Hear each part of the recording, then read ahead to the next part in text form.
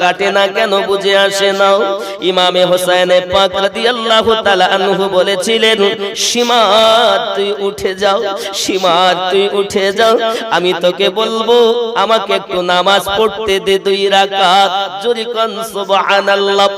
এ নবীর পাগলেরা, হোসেন পাকের মাস্তানারা, তিনি আজ দুশমনের কবলে পড়ে শিক্ষা দিতে গেলেন নানুর উম্মাত, জীবন যদিও যায় যেন নামাজ ছেড়ে দিও না।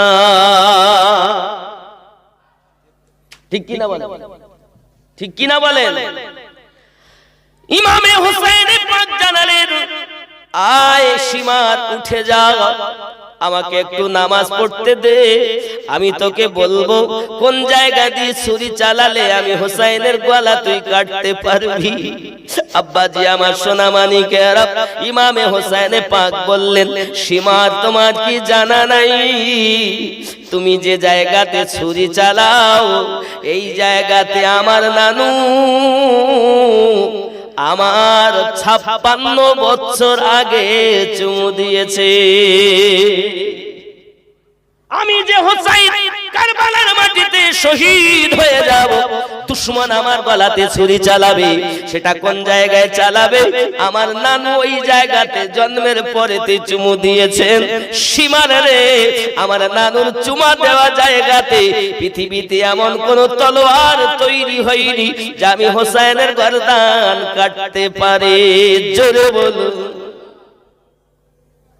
এরে আমার বাবারা, ভালো করে ব্রেনের ভিতরে ঢুকিয়ে নেন, যে গলাতে নবী আমার বারবার চুমু দিলেন ওই গলা দেহ থেকে আলাদা হলো, আর যে জায়গায় নবী আমার একবার চুমু দিলেন পৃথিবীর মানুষ বারবার চুমু দিতেছে, সেই জায়গাটার নাম হলো হাজরে আসওয়াদ, একটি পাথর। আর যে জায়গায় গলায় বারবার চুমু দিলেন নবী আমার, ওই গলা কারবালার মাটিতে শহীদ হলেন একটি মাত্র কারণ, আমার নানুর উম্মাত জীবন দিও বাতিলের কাছে যেন মাথা নত করো না। আমার নানুর উম্মাতেরাও তোমরা জীবন দিও যেন নামাজ ছেড়ে দিও না। এত শিক্ষা যিনি দিয়েছেন তার সম্পর্কে বলছে আমি হাসান হোসেনকে চিনি না।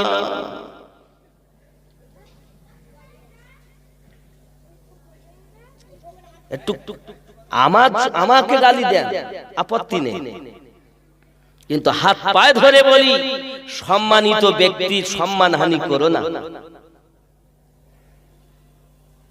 পৃথিবীর সমস্ত ওলি আল্লাহ থেকে ইমাম হোসেন পাকের দাম কম না বেশি? জোরে বলেন, কম না বেশি?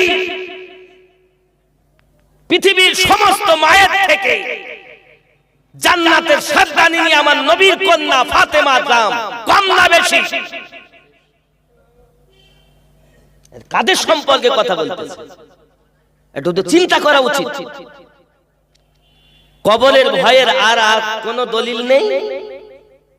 বহু হাদিস আমার নবী বলেছেন, ওগুলো আর পাও না মানুষকে পথে আনানোর জন্য, যে মানুষকে কবরের ভয় দেখাতে হবে।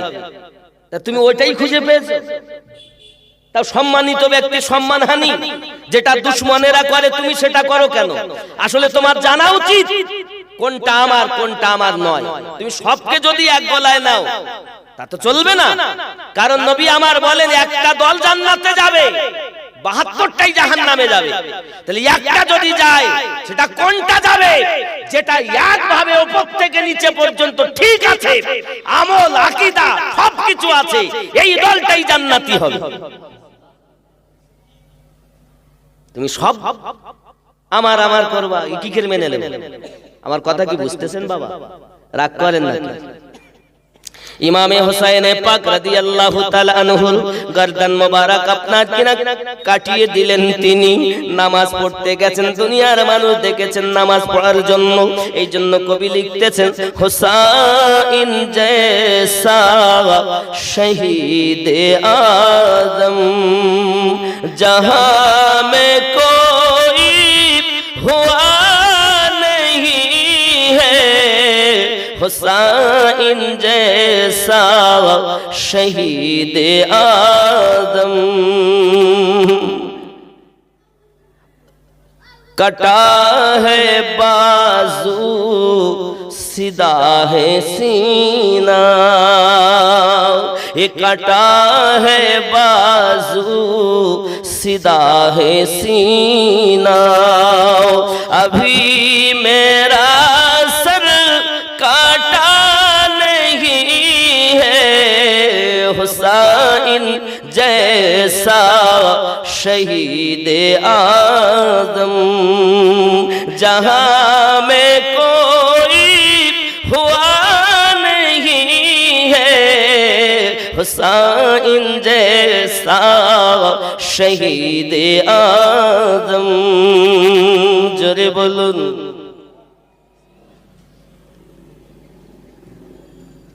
मदीने वालों गवाही देना, मदीने वालों गवाही देना, नमाज तो मेरी काज़ा नहीं है। सुभान अल्लाह। हे मदीनार মানুষ তোমরা সাক্ষী দিও, নামাজ তো আমার কাজা নাই। সুবহানাল্লাহ। তাই বলছেন হে মদিনে वालो गवाही देना, नमाज तो मेरी काज़ा नहीं है, हुसैन जैसा शहीद आदम। अल्लाहुम्मा सल्ली अला।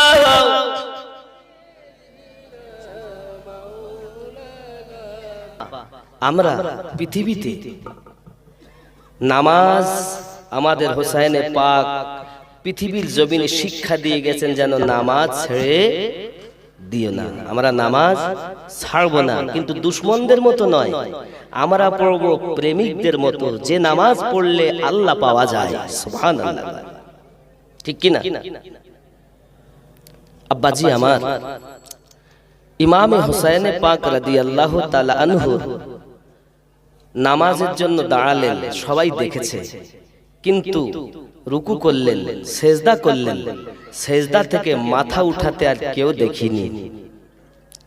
ওই অবস্থাতে তার গর্দানকে, মাথা মোবারকাকে দেহ থেকে আলাদা করা হয়েছে। ইন্না লিল্লাহি ওয়া ইন্না ইলাইহি রাজিউন। হে বাবা, আজ যে নামাজ আমরা পড়তে চাচ্ছি না, এই নামাজের অবস্থাতে হোসাইনি পাক নিজের গলা কাটিয়েছেন। তাহলে আমরা যদি তাকে ভালোবাসি, তিনি যদি ইসলামের আমাদের মূল হন, তাহলে আমাদের কি নামাজ ছাড়লে হবে? আমাদের পড়তে হবে না? না শুধু জলসা দিয়ে ছুটি? জি, ওই বছরে একবার জলসা দিয়ে দেব, নামাজ পড়ে আর কি হবে? ও মৌলবি আর মুয়াজ্জিন চালাক, ইমাম আর মুয়াজ্জিন চালাক। হে বাবা, আজকে যদি হোসাইন পাক রাদিয়াল্লাহু তাআলা নিজে গলা না দিতেন, মসজিদে খুতবা হতো না, মসজিদে আজান হতো না। আজকে আমরা যে আজকে বসেছি, এ বসতেও আমরা পারতাম না। এ সব কিছু হোসাইন পাকের সাদকা। জোরে কোন সুবহানাল্লাহ। আমার কথা কি বোঝা যাচ্ছে বাবা? আল্লাহ পাকের নবী সাল্লাল্লাহু আলাইহি ওয়াসাল্লাম নবাসা ইমামে হোসেন পাক রাদিয়াল্লাহু তাআলা আনহু যখন নিজের গর্দান মোবারক কাটিয়ে দিয়েছেন, বাবা এরপর তো আর কোনো হিংসা থাকতে পারে না। আপনার কোনো মানুষের প্রতি দুশমনি আছে, হিংসা হয়েছে, রাগ হয়েছে, আপনি তাকে গুলি করে দিলেন, মারা গেল। মারা যাওয়ার পরে তো আর কিছু হিংসা থাকতে আর পারে? মরে গেল মানে এত রাগ, তাহলে ওকে মেরে দিলেন, বম দিলেন। হাত দিবেন না বাবা, হারাম, শরীয়তে জায়েজ না, কাউকে মারা জায়েজ নয়। উপমা বোঝানোর জন্য কাউকে আপনি বম দিয়ে মেরে দিলেন, মরে গেল। আপনি কারো গলা কেটে দিলেন, গুলি করে দিলেন, হয়ে গেল। এরপরে আর রাগ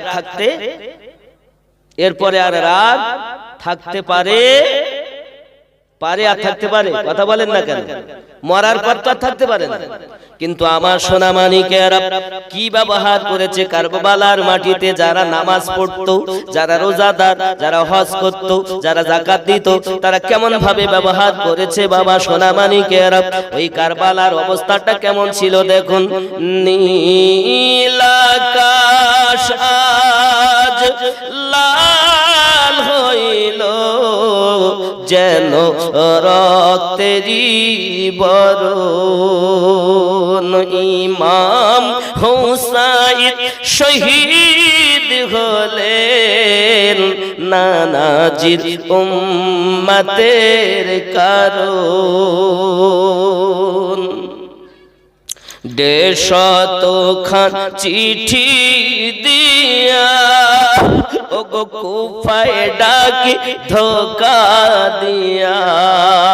150 খান চিঠি দিয়া কুফায় ডাকি ধোকা দিয়া। তারাই পরে সে শহীদ করে, তারাই পরে শহীদ করে এজিদের বদ কারণ। নীল আকাশ আজ লাল হইল যেন রক্তেরই বরণ। কাফেরেরা ঘিরে ঘিরে ইমাম, কাফেরেরা ঘিরে ঘিরে তীর মারিল ইমামেরে।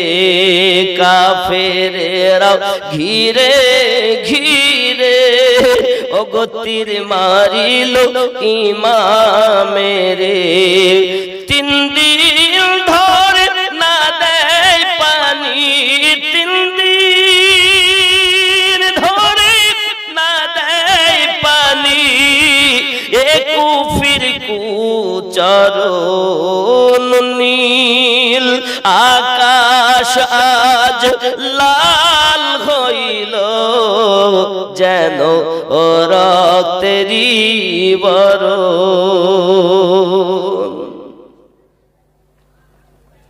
আব্বাজি আমার খুব ভালো করে ব্রেনের ভিতরে রাখুন। ইমামে হোসেনে পাক রাদিয়াল্লাহু তাআলা আনহু পৃথিবীর মাটিতে গর্দান দিয়ে দিলেন আমাদের জন্য। আব্বাজি আমার এমন সময়তে গর্দান কাটা হয়েছে, আর কোন রাগ থাকতে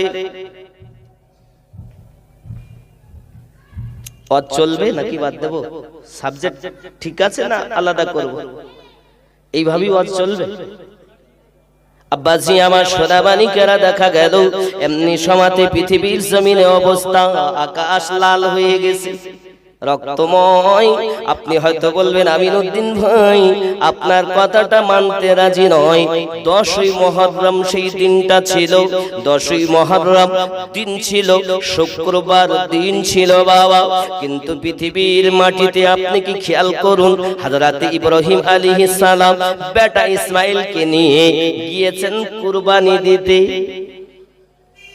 আল্লাহ পাক বলেন, ও ফেরেশতা জিবরাইল চলে যান জান্নাতে, আর আমার বন্ধু ইসমাইলকে টেনে নাও, একটি পশু তুমি নিয়ে যাও পৃথিবীর জমিনে।